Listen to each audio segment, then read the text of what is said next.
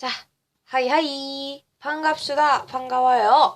자, 오늘은 가야연맹의 성리부터 쭉쭉쭉 가보도록 할 거예요. 가야연맹 어디서 됐지? 삼안에 있는 변환이 나중에 가야연맹으로 발전하였다라는 데까지 전에 했던 걸 꼭 기억을 해주셔야 합니다. 자, 이 가야연맹 어디서 시작했냐면요. 낙동강 하류지역, 하류유역에 위치한 그 변환의 여러 소국은요, 원래 이제 각자 그 동일성을 유지하면서 가야연맹을 형성을 하게 돼요. 그 초기에는 김수로왕이 세운 금강가야 있죠. 이 김수로왕이 세운 그 금강가야가 가야연맹을 주도하게 됩니다. 자, 그래서 가장 먼저 금강가야 있었죠. 자, 이 금강가야 누가 세웠다고요? 김수로 왕이 세웠다고요. 이거는 전기 가야연맹의 맹주라고 할 수가 있겠네요.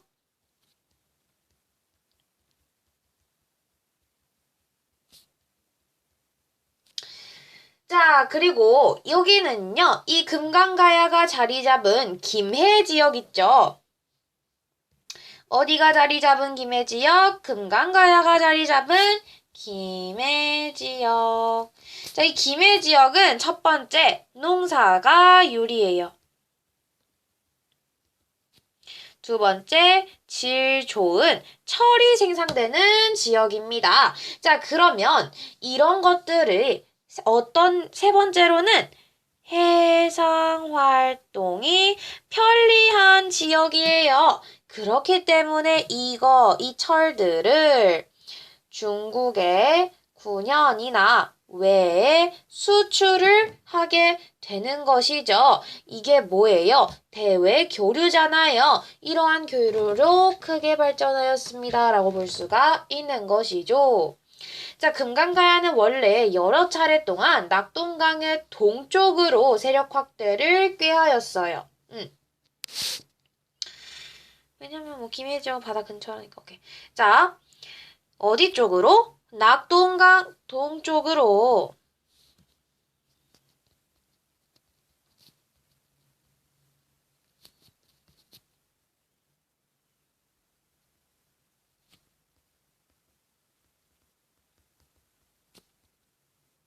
세력 확대를 꽤 했습니다. 그렇지만 꽤 했다라는 건 결국 못했다는 거죠. 왜? 신라의 가로막기입니다. 자, 이에 외와 긴밀한 관계를 맺고 그 신라를 견제를 하게 돼요. 가야가. 우리 이게 어디서 나오냐면 앞에 좀 보도록 할게요. 신라. 여기서 나옵니다. 아이고, 여기. 아이고, 스케치를 못해. 외와 가야연맹, 거기다 백제가 지원한 데가 신라로 가게 돼요. 그럼 우리 이제 그 이유를 알았네. 왜 그러냐? 가야가 낙동강 동쪽으로 가고 싶어 해서예요. 기억하시죠? 자, 그래서 이따 나중에 신라를 돕기 위해서 고구려의 광개토 대왕이 공격을 해요. 그러면서 이 세력이 점차 약화되면서 그렇지, 가야연맹은 위기에 처하게 됩니다. 그러면 가야연맹의 위기를 처하게 된 이유를 조금 정리를 해드릴게요. 신라에 가로막히게 되네요. 그러니까 얘가 왜랑 가야랑 백제랑 해가지고 신라를 공격하는데 신라는 누가 도와줘? 고구려의 광개토 대왕이 도와줘. 그러니까 얘가 세력이 점차 줄어들었다. 그리고 이때 신라의 그 가로막힌 그 왕은요, 바로 신라 버풍왕 때 있었던 일이라고 볼 수가 있겠네요. 자, 그러면 이때 뭐가 일어났어요? 그렇지. 고구려의 공격을 받았다. 자, 그러면 그 후에는 어디로 가냐? 금강가야에서 어떤 가야가 되냐면요. 대가야가 돼요.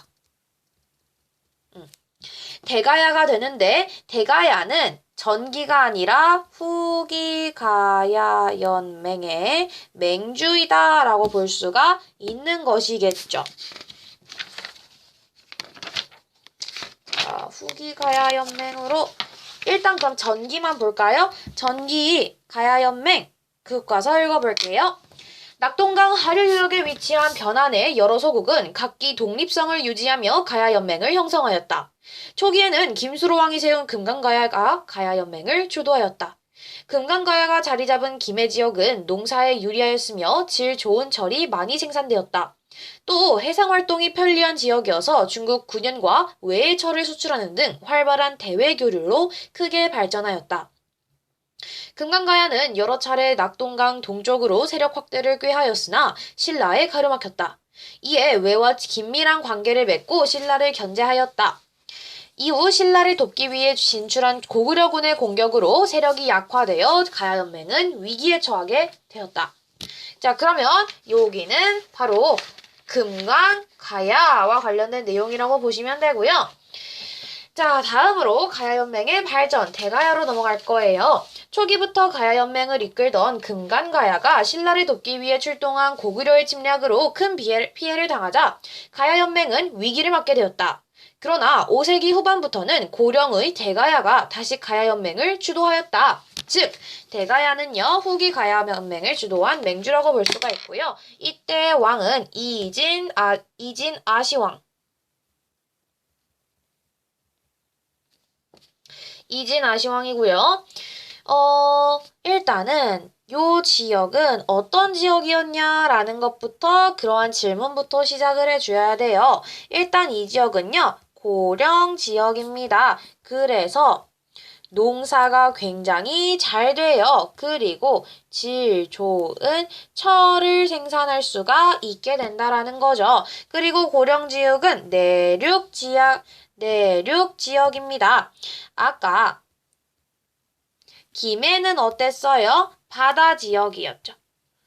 근데 얘는 내륙 지역이라는 사실. 자, 그럴 때 얘는 전에는 중국의 군연과 수출을 했다면요. 얘는 중국의 남조 그리고 전북의 일부 지역을 일단 중국 남조와는 교류를 했고요. 일부 지역은 점령을 했습니다. 그리고 백제와 신라의 압박을 받게 되고요. 나중에는 신라 진흥왕에게 정복을 당하게 된다라는 것을 볼 수가 있습니다. 바로 교과서 읽어볼게요. 초기부터 가야연맹을 이끌던 금강가야가 신라를 돕기 위해 출동한 고구려의 침략으로 큰 피해를 당하자 가야연맹은 위기를 맞게 되었다. 전까지 했었죠. 그러면 이 고구려의 공격 이후에는 어떤 일이 생겨나느냐. 그러나 5세기 후반부터는 고령의 대가야가 고령이라는 지역이라는 거예요. 고령의 대가야가 다시 가야연맹을 주도하였다. 고령 지역은 농사에 유리한 조건을 갖추었으며 질 좋은 철이 풍부하게 생산되는 곳이었다. 더구나 경상도 내륙 지방이었기 때문에 고구려의 침략 때 별 다른 피해를 받지 않고 성장할 수가 있었다는 거예요. 내륙 지역이니까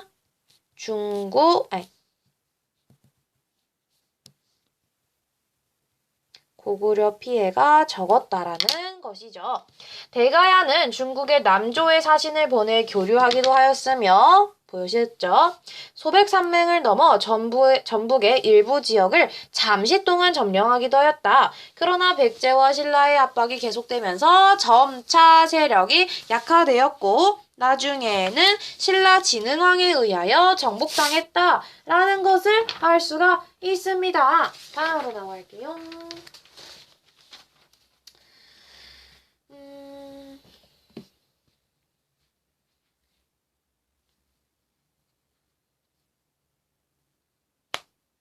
자, 그리고 가야연맹의 멸망으로 넘어가 보도록 하겠습니다. 자, 6세기 초반 가야연맹은 백제와 신라의 침략을 받아 큰 어려움을 겪었다. 가야연맹은 각 나라가 독자적인 정치 기반을 유지하는 연맹국가의 단계에 머물러 중앙집권국가로 성장하지 못하였다. 그 때문에 백제와 신라 사이에서 불안한 상황이 계속되었다. 결국 금강가야가 신라 버풍왕에게 항복하고 대가야가 신라 진흥왕의 침략을 받아 멸망하였다. 이를 전후하여 나머지 가야 소국도 모두 신라에 병합되어 가야연맹은 역사 속으로 사라졌다. 금강가야는 누구한테 항복했다? 신라의 버풍왕.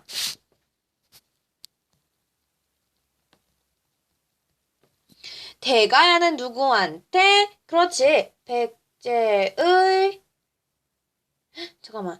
둘 다 신라네? 백제가 아니었어. 신라의 진흥왕의 침략을 받아 멸망하였다. 조금 차이를 두자면 얘는 항복이고요. 얘는 침략이에요. 구분해두세요. 혹시 모르니까. 이를 전후하여 나머지 가야 소국도 모두 신라에 병합되어 가야 연맹은 역사 속으로 사라졌다. 나머지까지 다 신라에 병합이 되었다고 합니다. 자, 가야의 여러 고분에서 그러나 풍부한 저를 바탕으로 성장한 가야는 주변 여러 지역과 교류하며 문화가 발전하였다. 가야의 여러 고분에서 출토되는 철제 무기와 갑옷, 토기 등은 가야 문화의 높은 수준을 보여주고 있다. 가야 문화는 신라와 외의 문화에 큰 영향을 끼쳤다. 이렇게 알아두시면 되겠습니다. 자, 그러면 지금부터는 동북아시아 항세에 대해서 보도록 할 건데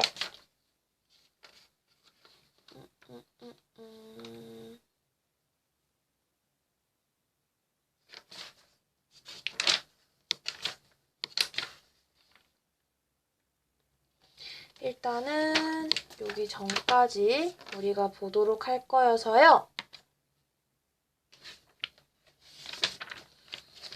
그러면 삼국의 문화와 문화 교류 부분으로 넘어가 보도록 할게요. 이거는 여러분들이 뭘 보셔야 되냐? 교과서 보셔야 됩니다. 교과서 꼭 가지고 계셔야 돼요. 다음 영상에서 볼게요. 빠이!